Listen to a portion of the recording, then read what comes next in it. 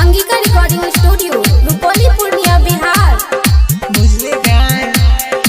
अजय मलमल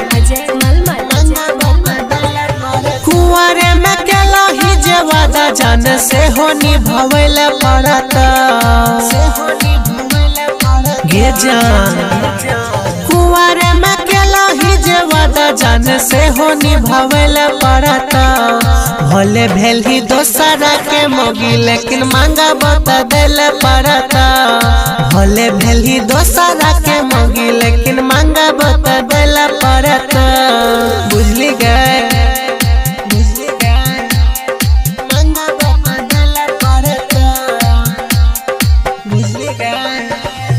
दामद हिंदी गाना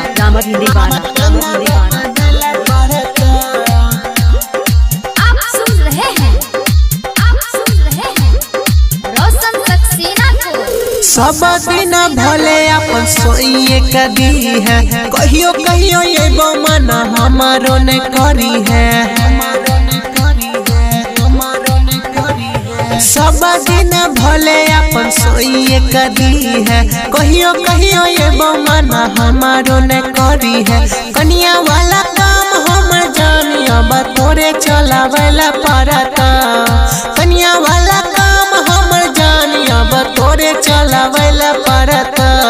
भले भेल ही दोसरा के मोगी लेकिन मांगा बता दिल पड़ता। भले भेल ही दोसरा के मोगी लेकिन मांगा बता दिल पड़ता।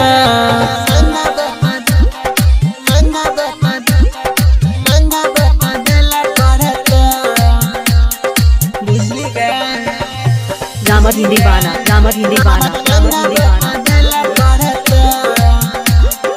Angika recording studio Rupauli Purnia Bihar. खेली है ने रोशन के इमोशन से जान गए। जते दिन कुआर छियो पड़ी है यह शान गे